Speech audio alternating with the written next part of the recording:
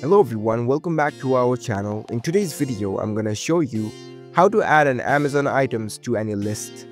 It's a very simple and easy process and I'm gonna guide you through how to do it. Let's get started. First of all, on your phone, launch the Amazon Shopping app. Once you're in the app, make sure that you are logged in with your account. After you are logged in, you will see this kind of interface.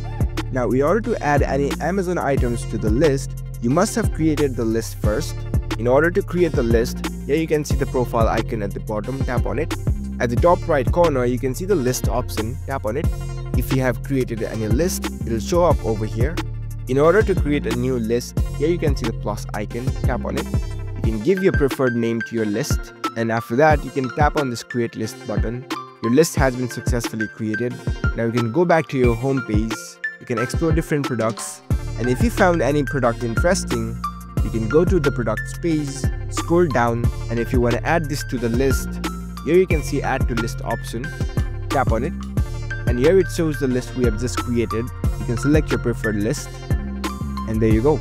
You've successfully added the Amazon items to that particular list. Now you can go back, select the list option, and select your list, and the item has been added to your list. So that's a very easy process to add Amazon items to list.